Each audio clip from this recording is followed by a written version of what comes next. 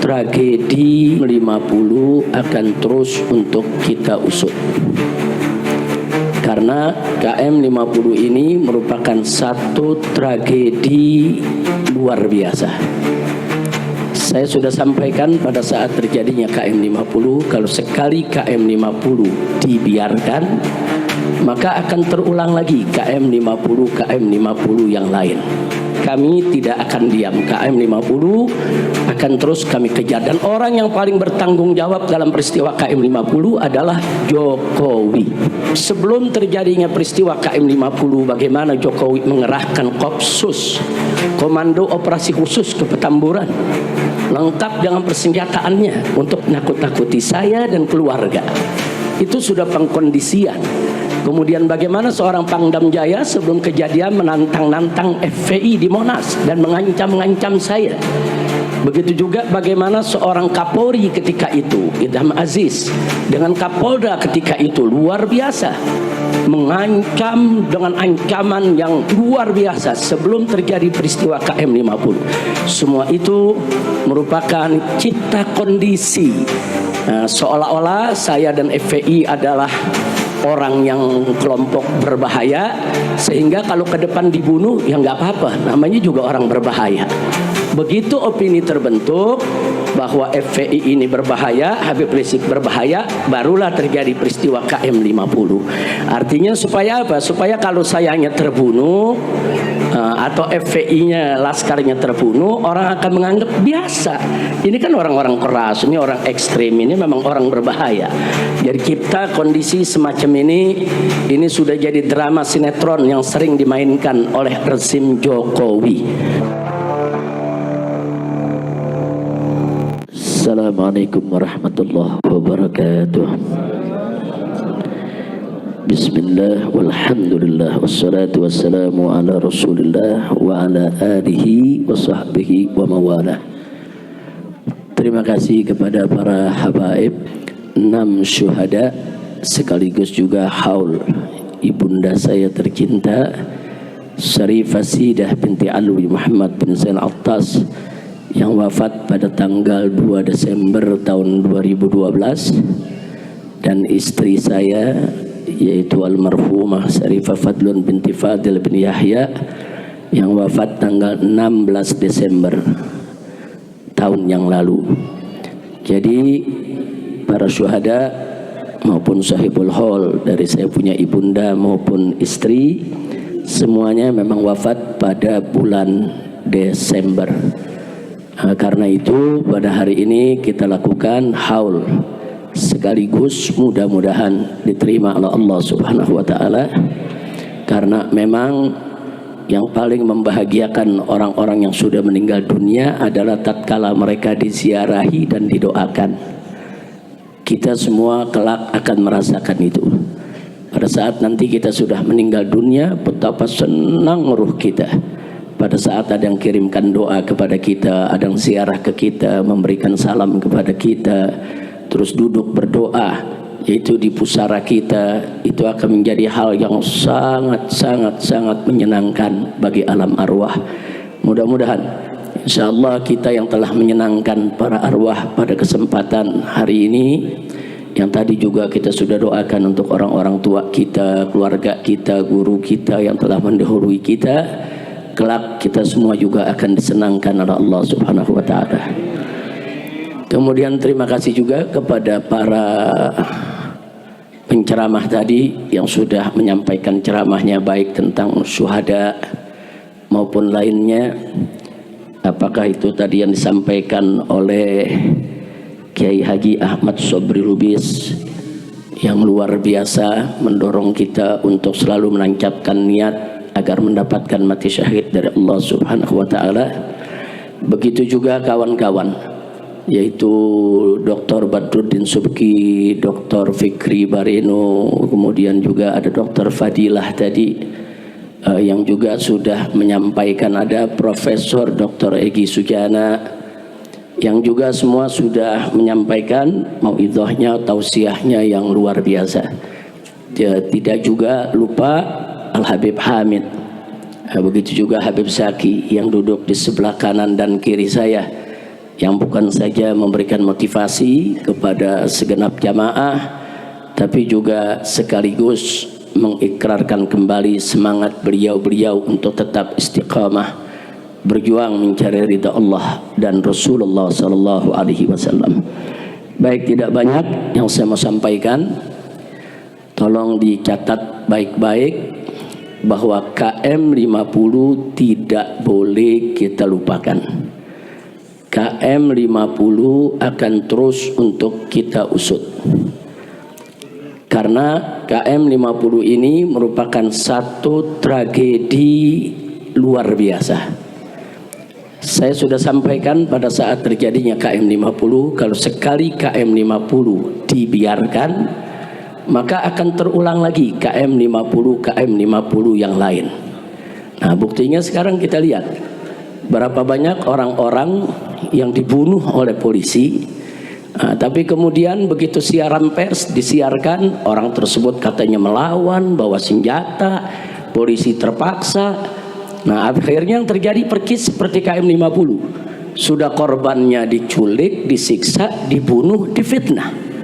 Dan itu terus terulang sampai peristiwa terakhir di Semarang, seorang anak SMK begitu juga. Dia tidak tawuran dibilang tawuran, tidak bawa senjata dibilang bawa senjata, dipamerkan senjata dalam siaran persnya. Nah, jadi lagi-lagi terulang, lagi-lagi terulang. Jadi warga masyarakat dibunuh terus difitnah. Nah, ini nggak boleh dibiarkan. Ini kenapa bisa terjadi lagi itu tadi. Karena KM 50 dibiarkan, akhirnya mereka menganggap ke depan ini bunuh orang tuh gampang kok. Gampang, habis bunuh fitnah selesai, habis bunuh salahkan selesai. Nah, sampai kapan ini akan terus terjadi dan ini akan terus terulang. Sampai peristiwa sebesar Kanjuruhan yang meninggal itu lebih dari 100 orang, tetap saja yang meninggal yang disalahkan. Nah, lagi-lagi mereka semua disalahkan. Jadi polisi seperti malaikat, nggak pernah salah. Nah, ini berbahaya sekali. Nah, maka itu sekali lagi kami tidak akan diam. KM 50 akan terus kami kejar. Dan orang yang paling bertanggung jawab dalam peristiwa KM 50 adalah Jokowi. Bukan hanya karena beliau sebagai seorang presiden. Mungkin orang mengatakan, oh mungkin tanggung jawabnya moral karena sebagai seorang presiden. Bukan. Tapi kita dapatkan indikasi-indikasi keterlibatan Jokowi langsung atau tidak langsung, itu bisa dibaca dan itu akan kita beberkan kalau pengadilan HAM-nya digelar, ya ikhwan. Nah, jadi jelas sekali dari sebelum terjadinya peristiwa KM 50 bagaimana Jokowi mengerahkan Kopsus, Komando Operasi Khusus ke Petamburan, lengkap dengan persenjataannya untuk nakut-nakuti saya dan keluarga. Itu sudah pengkondisian. Kemudian bagaimana seorang Pangdam Jaya sebelum kejadian menantang-nantang FPI di Monas dan mengancam-ngancam saya. Begitu juga bagaimana seorang Kapolri ketika itu, Idham Aziz, dengan Kapolda ketika itu luar biasa, mengancam dengan ancaman yang luar biasa sebelum terjadi peristiwa KM 50. Semua itu merupakan cipta kondisi. Seolah-olah saya dan FPI adalah orang yang kelompok berbahaya, sehingga kalau ke depan dibunuh ya nggak apa-apa, namanya juga orang berbahaya. Jadi dicipta kondisi dulu supaya masyarakat melihat FPI ini bahaya, Habib Rizik ini bahaya, Petamburan ini bahaya. Terus diciptakan kondisi dengan bantuan para buzzer yang luar biasa menyebar fitnahnya. Begitu opini terbentuk bahwa FPI ini berbahaya, Habib Rizik berbahaya, barulah terjadi peristiwa KM 50. Artinya supaya apa? Supaya kalau sayanya terbunuh atau FPI-nya, laskarnya terbunuh, orang akan menganggap biasa. Ini kan orang-orang keras, ini orang ekstrim, ini memang orang berbahaya. Jadi kita kondisi semacam ini sudah jadi drama sinetron yang sering dimainkan oleh rezim Jokowi. Maka itu saya katakan sekali lagi, itu merupakan indikasi kalau Jokowi terlibat dalam KM 50. Nah, tidak sampai di situ. Begitu terjadi KM 50, Jokowi lah yang pertama kali menyatakan bahwa polisi sudah berbuat benar, masyarakat jangan melawan. Belum ada investigasi, belum ada pemeriksaan, belum ada penelitian, tiba-tiba sudah membuat pernyataan kalau laskar di KM 50 itu yang salah. Sementara polisi yang membantainya itu benar sedang menjalankan tugas.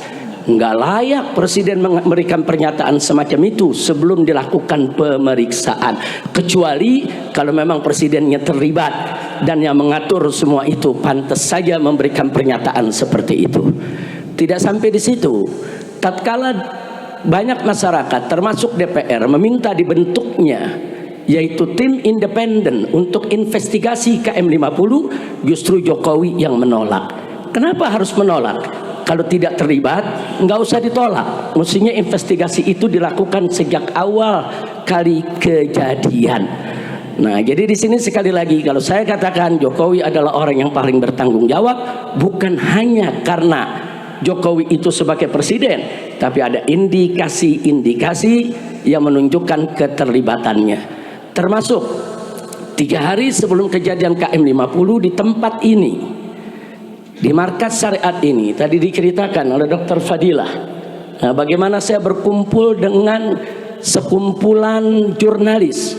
Kemudian tahu-tahu ada drone yang merekam semua kegiatan kami. Begitu kita kejar itu drone, ternyata yang memainkan drone itu adalah 3 anggota BIN. Dan ini bukan fitnah, bukan, kami rekam semua.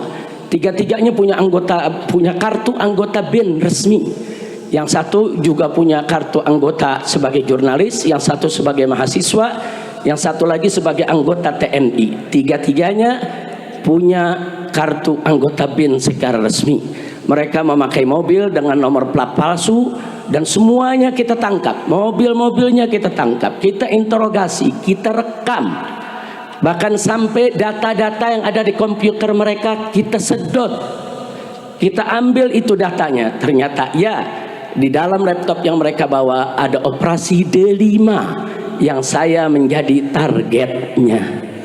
3 hari sebelum peristiwa itu. Artinya apa? Ini anggota BIN ini menunjukkan adanya keterlibatan instansi negara, badan intelijen negara. Nah, jadi Jokowi dan orang-orangnya, apakah itu BG, apakah itu Fadil, apakah itu Idam Aziz, Tito, Dudung, Abdurrahman dan lain sebagainya, baik langsung maupun tidak langsung, semua terlibat. Dan kami akan kejar mereka ya kawan, secara hukum, baik dari dunia sampai akhirat. Nah, jadi jangan lagi kita ini semua dibodoh-bodohi. Kami punya data itu sampai hari ini masih kami simpan. Sekali lagi masih kami simpan. Adapun pemeriksaan Komnas HAM, saudara, secara umum ya ada bagusnya, tapi lucunya semenjak Komnas HAM itu bekerja sampai hari ini, Komnas HAM tidak pernah menanyakan saya, memanggil saya, meminta keterangan dari saya, baik secara lisan maupun secara tulisan. Padahal peristiwa KM50 target utamanya adalah saya. Jadi dari mulai Komnas HAM bekerja sampai hari ini, Komnas HAM tidak pernah menanyakan saya sepatah kata pun juga. Ada apa?